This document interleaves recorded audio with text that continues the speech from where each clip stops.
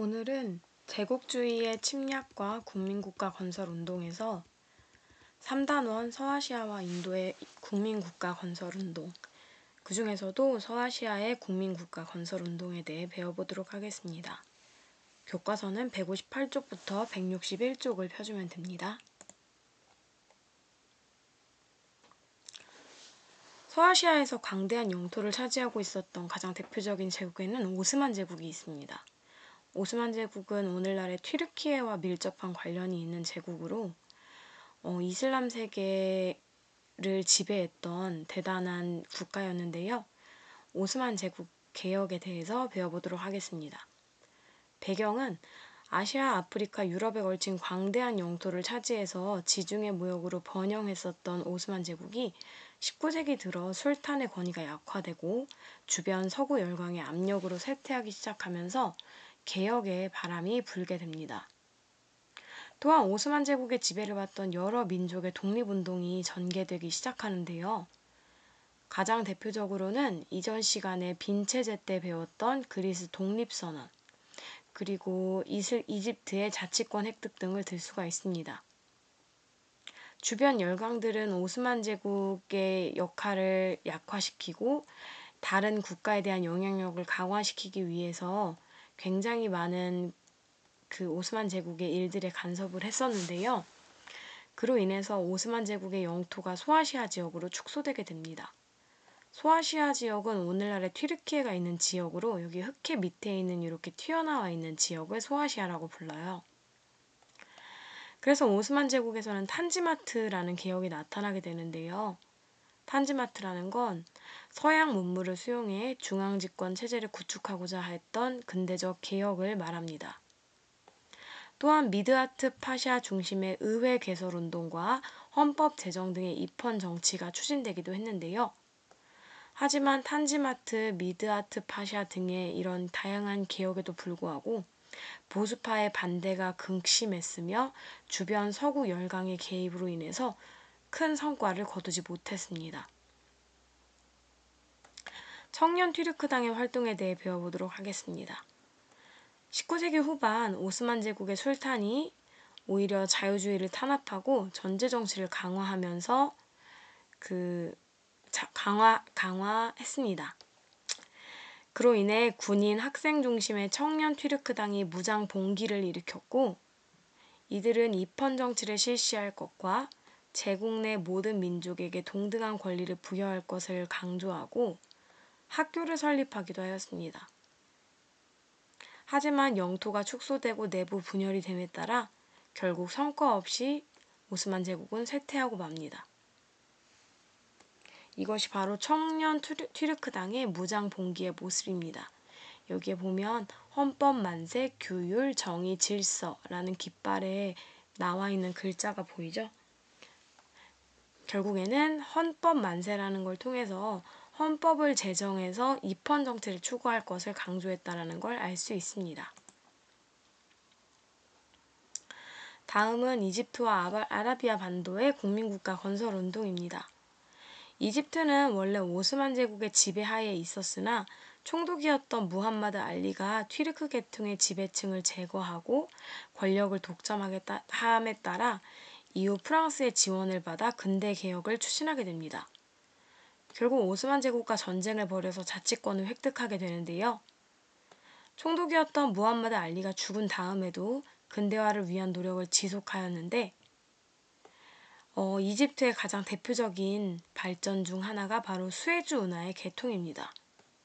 수에즈 운하는 여기 이집트에 있는 운하, 즉 인공적으로 물길을 뚫은 곳을 말하는데요. 이 수에즈 운하가 생김을 통해서 지중해와 홍해가 연결되면서 홍해는 여기 이렇게 아라비아 반도 밑에 있는 길쭉한 바다를 말하는데요. 지중해와 홍해가 연결되면서 유럽과 인도에 이르는 항로와 항해 시간이 엄청나게 단축되는 효과를 가져오게 됩니다. 원래는 요렇게 이동을 했어야 되는데 여기 이집트의 수에즈 운하가 뚫리면서 요렇게 엄청나게 짧게 그 아시아 지역으로 항해를 할 수 있는 것이었죠. 하지만 이런 인위적인 물길을 만드는 게 쉬운 일이 아니겠죠. 건설 과정에서 막대한 빚을 짐에 따라 이 수에즈 운하의 운영권을 둘러싼 서구 열강의 간섭이 심화됨에 따라 결국 최종적으로는 영국의 보호국으로 전락되고 맙니다. 이 그림은 80일간의 세계 일주와 관련이 있어요. 80일간의 세계 일주는 세계 명작 소설 중 하나인데요. 이 80일간의 세계 일주가 나올 수 있었던 것도 결국에는 수에즈 운하 덕분이기 때문에 문학 작품과도 관련이 있는 문화라는 걸 알 수 있습니다. 그 다음은 이집트와 아라비아 반도의 국민국가 건설 운동 중 아라비아 반도에 대해서 배워보도록 하겠습니다. 아라비아 반도는 오늘날의 사우디아라비아를 비롯한 여러 국가들이 있는 위치를 말해요. 오늘날의 석유가 가장 많이 나오는 지역이기도 하죠. 이 지역에서는 와하브 운동이 전개되게 됩니다. 와하브 운동은 이슬람교의 근본 원리를 중시하면서 이슬람교의 경전인 쿠란의 가르침에 따라 생활할 것을 주장하는 순수함으로 돌아가자라는 운동입니다. 이 와하브 운동은 아라비아 반도 전역에 영향을 줘서 아랍인의 민족의식을 깨움에 따라 오스만 제국 지배에 반대하는 민족운동으로 발전하게 됩니다. 네, 오스만 튀르크족이 이슬람 지역을 지배함에 따라서 술탄과 칼리프를 모두 다 오스만 제국이 가져갔다고 얘기했죠. 그로 인해서 결국에는 이 지역은 원래 아랍 사람들의 것이었는데 오스만 튀르크계 민족들이 여기를 와서 차지하고 있다. 이런 것들에 대한 움직임에 불만에 와하브 운동이 영향을 줌으로 인해서 오스만 제국 지배에 반대하는 민족운동으로 발전할 수 있었습니다. 이는 훗날 사우디아라비아 왕국의 이념이 되기도 하는데요. 이것은 사우디아라비아의 국기입니다. 여기 이렇게 칼이 하나 놓여져 있고 위에 어떤 문자가 적혀 있죠. 이 문자는 알라 외에는 신이 없고 무함마드는 예언자이다 라는 쿠란의 구절이 아랍어로 쓰여져 있는 것입니다.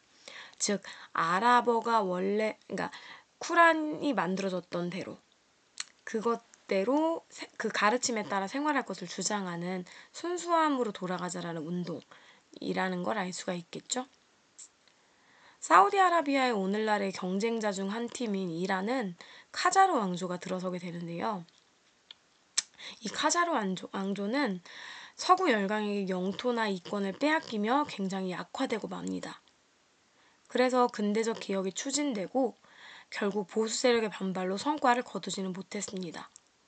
우리나라도 나중에 배울 거지만 여러 근대적 개혁이 추진됐지만 보수 세력, 즉 이미 권한을 가지고 있는 기득권 세력들의 반발로 큰 성과를 거두지 못할 때가 굉장히 많았거든요. 거의 모든 시대의 흐름이 그렇다고 보면 됩니다. 이란에서는 민중들이 서구 열강과 결탁한 왕실을 타도하기 위해서 담배 불매 운동을 전개하기도 하였고요. 20세기 초에는 입헌혁명이 발생해서 헌법을 제정하고 입헌군주제를 도입하고 국민의회를 구성을 했지만 왕실의 탄압과 영국, 러시아의 간섭으로 결국 실패하고 맙니다. 네, 오늘은 여기까지 하겠습니다.